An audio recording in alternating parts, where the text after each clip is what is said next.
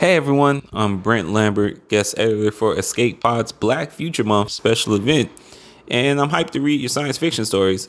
Submissions are open through the end of March. Find all the details at escapepod.org. Looking forward to seeing your submissions.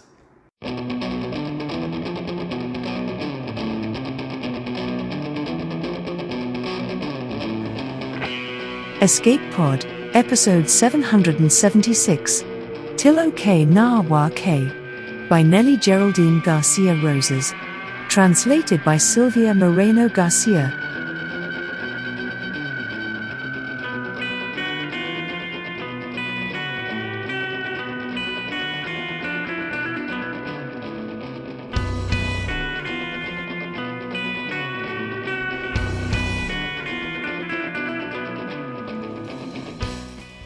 Hello, and welcome to Escape Pod, your weekly science fiction podcast. I'm Matt Olivas, your host for this episode. I'm an associate editor for Escape Pod and a first-time host. Our story this week is Tloque Nahuaque by Nelly Geraldine Garcia Rosas and narrated by Carlo Yeager Rodriguez. This story was originally published at Future Lovecraft in Smith Free Press in 2011 and translated from Spanish by Sylvia Moreno Garcia. Nelly Geraldine Garcia Rosas is a Mexican immigrant and a graduate from the Clarion West class of 2019. Her short fiction has appeared or is forthcoming in Clarkesworld, Nightmare, the World Fantasy Award-winning anthology She Walks in Shadows, and elsewhere. Carlo Yeager Rodriguez is originally from the enchanting island of Puerto Rico, but moved to Baltimore some years back. Her stories have appeared in Nature Futures, Galaxy's Edge, and several other venues. He lives happily among the rolling hills of rural Maryland with his partner and one very odd dog. To read Carlo's sporadic posts, go to alignofink.com. Now get ready to invent the universe because it's story time. Tloque Nahuaque by Nelly Geraldine Garcia Rosas, translated by Sylvia Moreno Garcia, and narrated by Carlo Yeager Rodriguez. If you wish to make an apple pie from scratch, you must first invent the universe. Carl Sagan. 1. The Particle Accelerator. They built an underground temple, a well of Babel sinking into the gloomy ground at 175 meters of depth. They wanted, like the biblical architects, to know the unknowable, to discover the origin, reproduce creation. The desire to unravel the nature of the everything floated permanently in the controlled environment of the laboratory. Hundreds of fans and machines emitted a constant buzzing, which the investigators called the silence of the abyss. This, combined with the smell of burnt iron, gave the ominous sensation of finding oneself in space. Dr. Migdal lay upon a nest made of colored cables, and with eyes closed, fantasized that his body, weightless, floated, pushed by the breeze of the ventilation.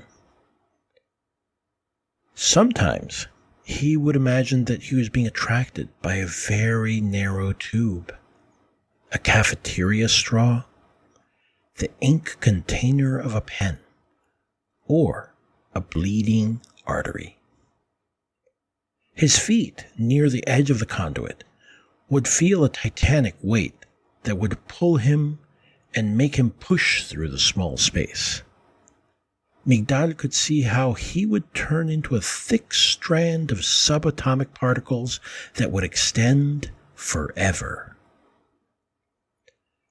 Most of the time, he saw himself arriving slowly at the union of the circular tunnel that formed the particle accelerator.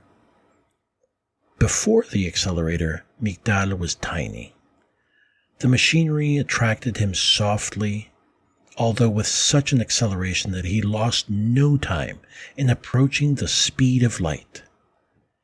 He knew that the faster he traveled through space, the slower he would through time, so that, if he looked forward, he could see the rays of particles that preceded him, sent during the morning, the previous day, or the month before. And if he looked behind, he could see what would come tomorrow, the next day, or the next month. As he advanced into the confines of the accelerator, the scientist felt eternal, for he was capable of appreciating the complete history of that point in time and space, from the Big Bang to the most distant future. Migdal left his daydream, trembling and sweaty. He distanced himself from the other scientists and spoke to no one about his fantasy, because each time he imagined himself floating in the particle accelerator, he knew he was there, shining in all the instants and all the places. 2. The Dream. I dreamt I was in a penetrating darkness, without limits, without time. One could hear a sinister music of pipes, whose interpreters adored a gigantic, amorphous, inert mass in the middle of nothing, the primordial chaos. From all the confines of darkness there surged a conglomerate of iridescent bubbles, and one of the terrible musicians announced the arrival of the door, the key, and the guardian. It is impossible to describe with words how he filled the space, was omnipresent. He knew everything and could see everything. With a movement that reverberated in the infinite, he gave matter to the darkness. A blinding explosion surrounded the drooling chaos. I do not remember more. They say an accident occurred in the underground laboratory where the particle accelerator is found. They say that is why we cannot connect to the internet. That is why the electricity comes and goes. Estela, my neighbor, thinks these are government lies. Come on, my child. How can a problem in Europe make the lights go out here in Mexico? That's very far away. I think this is politicians trying to rob the people again. Accident, my ass. 3. The Lord of the Near and the Nigh. What did Migdal and the other scientists seek in their Well of Babel? The elemental particle of the standard model of particle physics. They would have to reinvent the universe. They did, well, in a way. They would have to make a universe. Any universe. Make apple pie. Estela knocked on the door as though she wanted to tear it down. Her hair was uncombed. She sweated. I offered her coffee, which she swallowed in gulps as I watched in silence her trembling hands. At last, she confided in me that she'd had a horrible dream. Monsters with the heads of snakes walked towards the house of Doña Iluminada, her friend. They played flutes that looked like phalluses, but moved like the tentacles of a squid. I tried to calm her down. I told her that it was just a dream, that she need not worry, that we were all uneasy due to the electrical failures and the telephone grid, which was now inaccessible. But Estela interrupted me and said, "No, my child, it's not that. It's just that this morning I went to visit my friend Iluminada, since there's no phone. When I was about to turn the corner at Donceles en República de Argentina, I heard a music that gave me goosebumps, and I remembered the dream. I approached slowly to see where it came from, but the ones playing were not monsters. No. They were my friend Jacinto and his children. Imagine! My godson walked as if possessed, as if he could see something that was not there. I ran to my friend's house to see what was happening, and I found her, very calm, making tamales.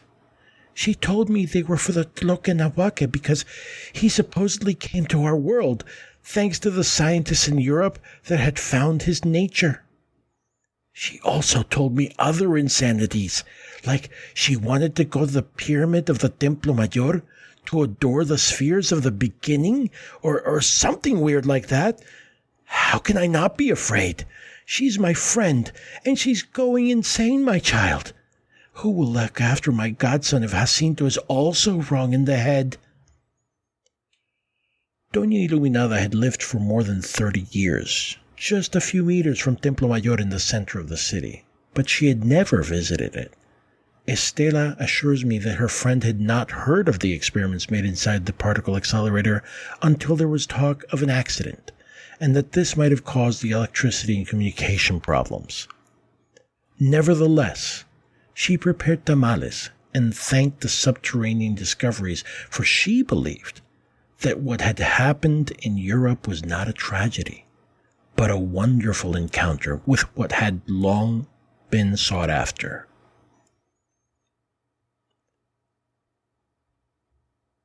One time, I asked Migdal if there existed the possibility that following the theory of the multiverse, we were always in a branch where the Higgs did not exist. He asked me to take out my gun and find out. Migdal did not believe that the probabilities would ramify to create many worlds. He would say particles exist in all their possible states at the same time, but that when we interacted with them, they would be forced to choose one possibility, the one we would finally observe. What would happen if one particle would not respond to either of the two theories?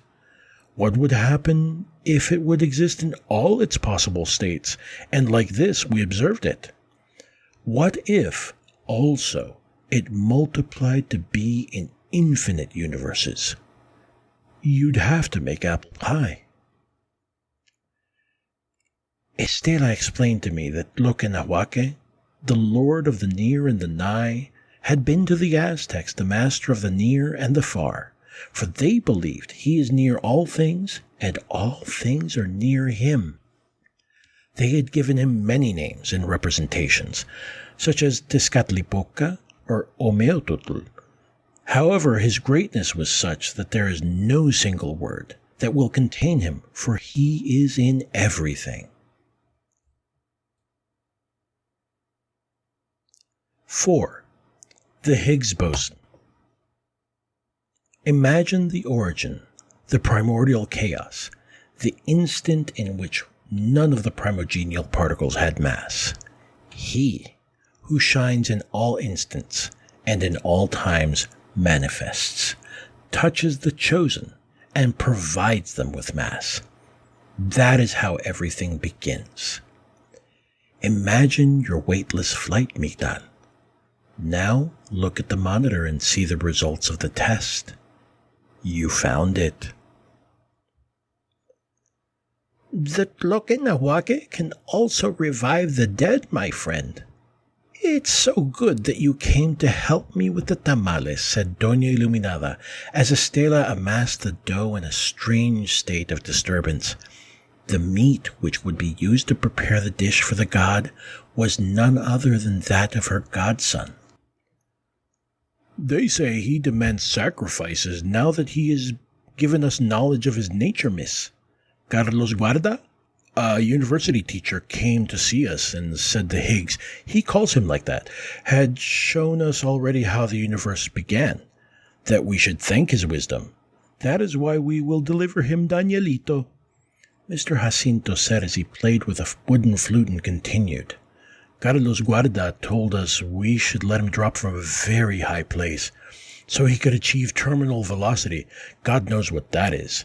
But the steps of the Templo Mayor are broken, and the highest we have is the roof. That is why my wife thought we should make more tamales, so that Tloque Nahuaque does not get mad. 5. The N-sphere. The last report from Migdal was confusing. He talked about iridescent spheres and the representation of a being of 4 dimensions in our space of 3. How it is possible to draw a sphere on paper because the tridimensional figure can be sliced to form circles. Our tridimensional universe is immersed in a sphere of 4 dimensions, and at the same time in another more complex, until infinity, the document reads. That is why he can manifest in this space, but remain outside of it, be in all points and instants, touch a particle, give it mass, create and recreate the universe. The electricity fails more and more. Slowly, I adapt to the idea that we might never again have telephone service or an internet connection. All I know of Europe and the particle accelerator is that they lost contact with the surface and the efforts to descend are useless. The rest is speculation. I've learned of many suicides and violent deaths. Estela says that they are sacrifices to the Tloque Nahuaque, as they call him in Mexico City, but that in every town he has a different name. There is no word that can contain him, my child. He, inside and outside the world, sees everything and knows everything. It is impossible to distance oneself. Somebody bakes apple pie.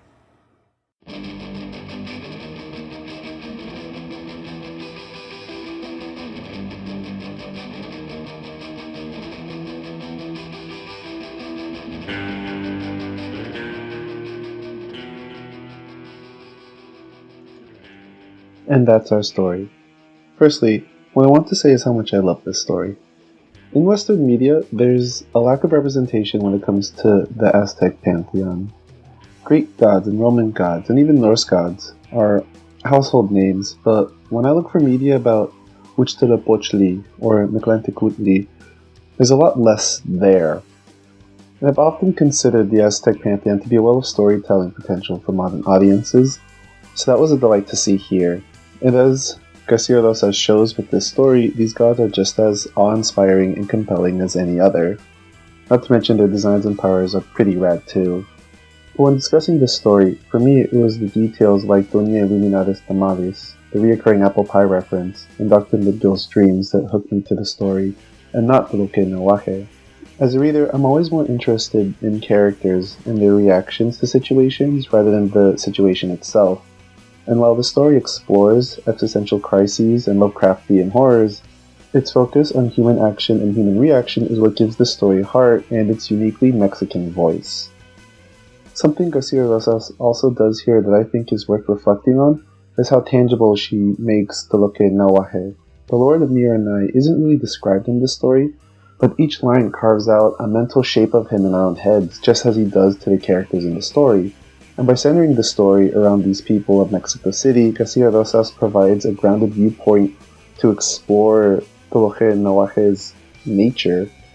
And with physics meticulously spread out across this story, grounding us, mixed with the themes of hubris and nihilism, Tloque Nahuaque tells an intimate, unnerving story that I found extremely compelling. Escape Pod is a production of Escape Artists Inc. and is brought to you with a Creative Commons Attribution Non-Commercial Non-Derivatives license. Don't change it, don't sell it, do go forth and share it.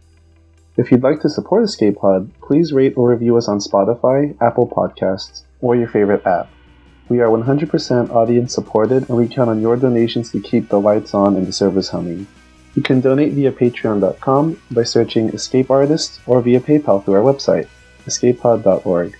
Patreon subscribers have access to exclusive merchandise and can be automatically added to our Discord, where you chat with other fans as well as our staff members. Our opening and closing music is by Daikaiju at daikaiju.org, and our closing quotation this week is from Joseph Campbell, who said, "Life is but a mask worn on the face of death, and is death then but another mask? How many can say," asks the Aztec poet, "that there is or is not a truth beyond?" Thank you for joining us, and remember to be kind to yourself. Have a great one!